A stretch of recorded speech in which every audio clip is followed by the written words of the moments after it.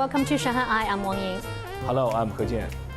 Step beyond the pages at the Shanghai Book Fair, where readers connect with world-renowned authors face-to-face. From a Sweden author's eel mystery to a British writer's journey in Dali, Yunnan Province, and discover how literature bridges cultures and sparks inspiration. Follow my colleague Tang Xiaofan and dive into the magic of storytelling. 大家好，我是艾利凯。 My name is Martin Puckner. The book fair was really bustling. So many discussions going on. Oh, it's been wonderful to talk to my readers. The little exchanges were very interesting. The Shanghai Book Fair isn't just about books. It's your chance to meet world-famous authors face-to-face. So follow my lens as we go beyond the pages and meet the minds behind the words. A highlight of the annual book fair is International Literary Week, where readers get a rare chance to meet renowned overseas authors in person. This year was no exception, as writers from the United Kingdom, United States, Sweden, and elsewhere gathered to share their insights on writing and sign books with fans. Check this out, The Gospel of the Eels. That sounds quite interesting, and the author is about to start his talk. Let's go and hear what he has to say. I have a personal relationship with the eel because I spent all my childhood fishing for eels with my father, and it was a very important thing for us. Despite his book being published in China for 5 years, this marks Sweden author Patrick Svensson's first visit to meet his Chinese readers. In his book, he drafts a mesmerizing portrait of an unusual animal, eels. He draws on a lot of research about this creature in literature, history, and modern marine biology, as well as his own experience fishing for eels with his father. I talked about the mystery, about all the things we don't know about the eel, and that is something that I think attracts people. I'm very interested in natural science, and I found out that if you not only ask the question, what do we know? Also ask the question, how do we know the things we know? That's when you can find great stories and great characters, and that's a way to make natural science interesting and fascinating. I'm now on my way to the Yunnan Book Club. This is one of the main venues for the Book Fair's International Literary Week, where many overseas authors meet readers. Let's see which writers we might bump into. To my surprise, the venue was packed even before the event began, with many readers standing in the back waiting for the author's arrival.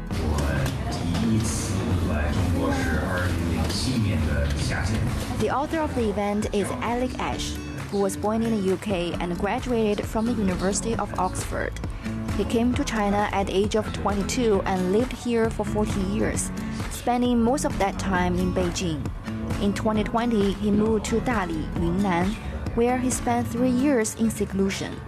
His new book, The Mountains Are High, documents his first year in Dali.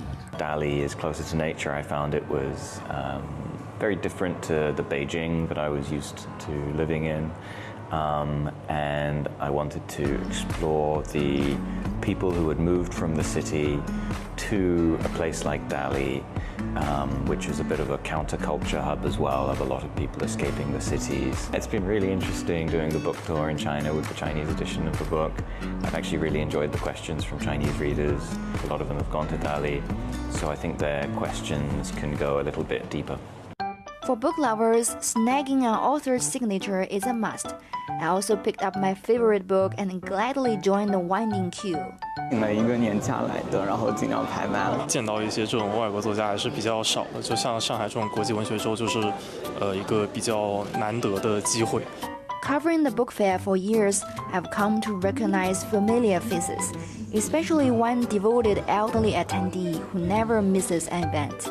He always arrives early to sit in the first row.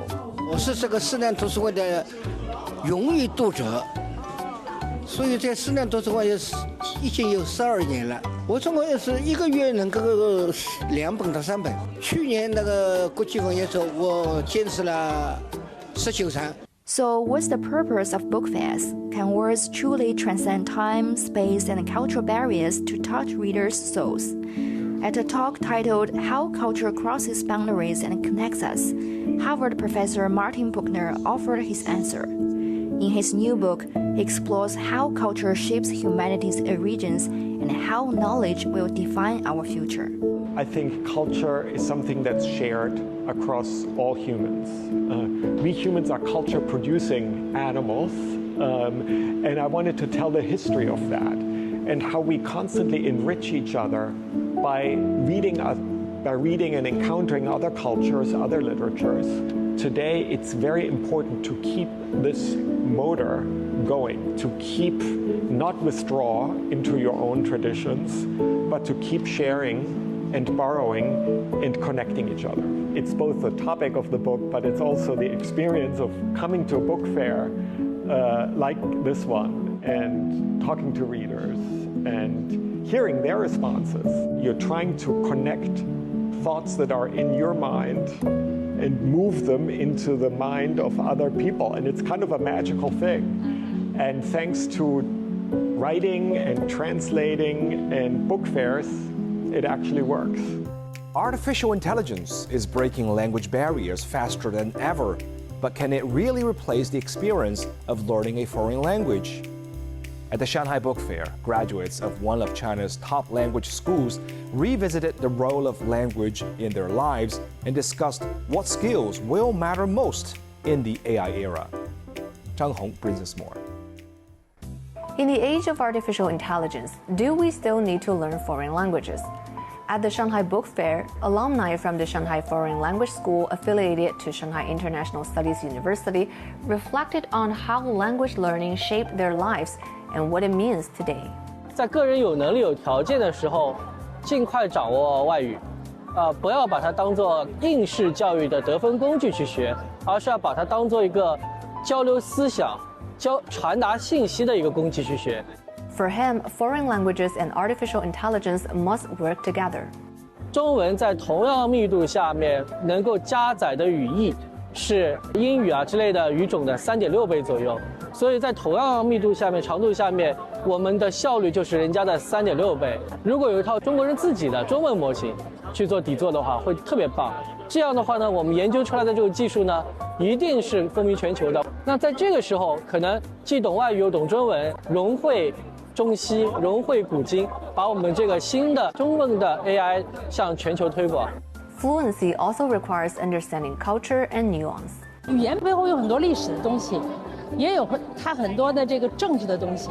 如果你不了解这些的话，光是会2种语言，没有办法很深的去理解。尽管我有的时候也会找人工智能把一段东西让它翻译，但是翻译完了后我要看，有的时候不能完全表达，尤其是专业方面，所以还是要 The younger generation of alumni sees language as a platform for exploration. 如果我们只把语言作为理解字面意思的工具，那确实 AI 和我们做到很多，但是语言绝不仅仅是如此。当我们学会一门语言，我们接触到了一个丰富的世界以及背后所有的思考方式，让我们有能力说一门外语和另外一群人交流，也让我们的思维方式因此改变了。所以外语是一个平台，在这个平台上去探索更广泛的东西吧。 At the Shanghai Foreign Language Education Press booth, alumni recommended books from their school. AI 来了，我的很多朋友也会问我会不会对出版行业带来冲击。我有2个想法第一，纸质书它有它的应用场景，就比如说教材，还有就是给孩子的读物。作为我们出版社的人来讲，我们更多的是要去把好的内容用它更符合时代特征的一些方式去呈现出来。像我们的一个 WeLearn 的一个 APP 里面，我们最近也是加入了一个 AI 互动，这样子就是在用 APP 辅助纸质教材学习的过程当中，有什么问题也可以实时的去跟 AI 做互动。People around the world are hungry for language learning like never before. Statista's numbers show that language learning apps hit 26.5 million downloads in 2024, with Duolingo alone pulling in more than $607 million just from subscriptions.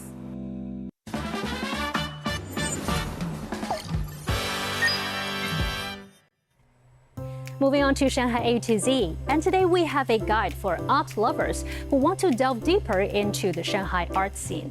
Let's start with M50 along Suzhou Creek, where repurposed textile warehouses at number 15 Moganshan Road buzz with creative energy.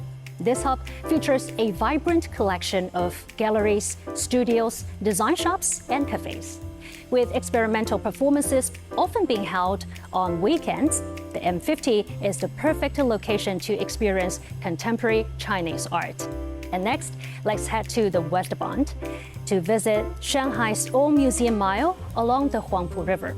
Here, grand institutions like the West Bund Art Museum and the Long Museum showcase world-class exhibitions in striking architectural spaces. With its formal, planned layout and historical undertones, this area delivers blockbuster art with scale. And finally, you can go visit the contemporary art museums in Pudong. Located along the waterfront, the Museum of Art Pudong, collaborating with Tate Modern and the British Museum, anchors this futuristic district alongside the iconic China Art Museum housed in the Crimson former China Pavilion of Expo 2010. From M50's grassroots vibe to West Bund's grandness and Pudong's innovative atmosphere, each district represents a unique chapter of Shanghai's art story. If you've got a question for us, you can find us on all the socials. We'd love to hear from you. You can find all our content online as well. And join us here on Dragon TV, Monday to Friday. Thank you so much for watching. See you next time.